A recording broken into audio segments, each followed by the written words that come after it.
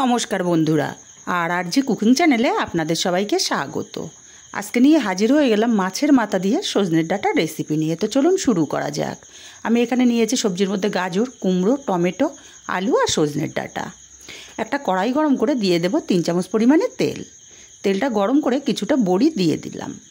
বড়িগুলোকে নেড়ে চেড়ে বেশ লাল লাল করে বড়িগুলো ভেজে নেব। বড়িগুলো বেশ লাল লাল করে ভেজে নিয়েছি আর একটা বাটিতে জল নিয়েছি। বড়িগুলো সরাসরি জলের মধ্যে দিয়ে দেব। জলটা ঠান্ডা জল। গরম বড়িগুলো দিয়ে দিলে বড়িগুলো তাড়াতাড়ি নরম হয়ে যাবে। এভাবে রেখে দেব। এবার এই তেলের মধ্যে আগে থেকে লবণ হলুদ মাখানো মাছের মাথা দিয়ে দিলাম। মাছের মাথাটা উল্টে পাল্টে একটু কড়া করে ভেজে নিতে হবে।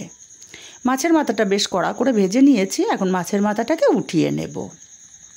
এই তেলের মধ্যে ফোড়নে দেব একটা শুকনো লঙ্কা ফাটিয়ে, আর দেব কিছুটা পাঁচফোড়ন, দিয়ে দেব কেটে রাখা আলুগুলো। আলুগুলোকে দিয়ে মিনিট 2 এইভাবে নাড়াচাড়া করে ভেজে নেব। এতে করে আলুটা একটু ভাজাও হবে আর সেদ্ধ হয়ে যাবে। আলুগুলো বেশ ভাজা ভাজা হয়ে গেছে। এখন এখানে গাজর আর কুমড়োগুলো দিয়ে দেব। গাজর আর কুমড়োটাকে দিয়ে এইভাবে আরও মিনিট 2 রান্না করে নেব।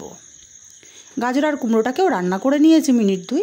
এবারে এখানে দিয়ে দেব হাফ চামচ হলুদ, হাফ চামচ দেব ধনের গুঁড়ো, হাফ চামচ দেব জিরের গুঁড়ো, আর দেব আদা কাঁচা লঙ্কা বাটা 1 চামচ। স্বাদ মতো লবণটাও দিয়ে দিলাম। কেটে রাখা টমেটো দুটোও দিয়ে দিলাম। মশলার সাথে সবজিগুলোকে মিনিট 2 এইভাবে কষিয়ে নিয়েছি। কেটে রাখা সজনের ডাঁটাগুলো দিয়ে দিলাম। সজনের ডাঁটাটাকে দিয়ে আর অল্প একটু জল দিয়ে আমি আরও 2 মিনিট মতো কষিয়ে নেব, কারণ মশলাটা কড়ার গায়ে লেগে লেগে যাচ্ছিল, মানে মশলাটা শুকিয়ে গেছিলো। এইভাবে সজনের ডাঁটাটাকে আরও 2 মিনিট কষিয়ে নিয়েছি। এবার দিয়ে দেব মাছের মাথাটা। মাছের মাথাটাকে দিয়ে ভেঙে দিয়ে আরও কিছুক্ষণ কষিয়ে নেব। মাছের মাথাটাকে দিয়েও আরও মিনিটখানি কষিয়ে নিয়েছি। এবার এখানে দিয়ে দেব পরিমাণ মতো জল।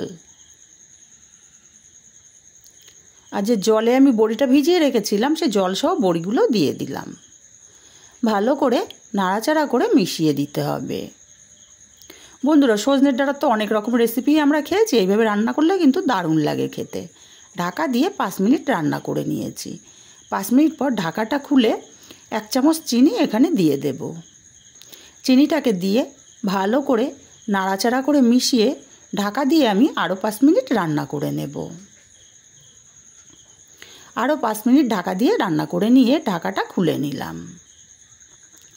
জলটা একদমই টেনে গেছে। একটু নাড়াচাড়া করে দেব আর ওপর থেকে দিয়ে দেব বেশ কিছুটা ধনেপাতা কুচি।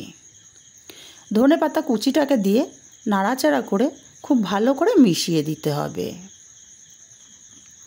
আর তৈরি হয়ে গেল আমার মাছের মাথা দিয়ে সজনের ডাঁটার রেসিপি। রেসিপিটা কেমন লাগলো কমেন্ট করে জানাতে ভুলবেন না। ভালো লাগলে কাছের আত্মীয় স্বজন বন্ধুবান্ধবের কাছে শেয়ার করতে ভুলবেন।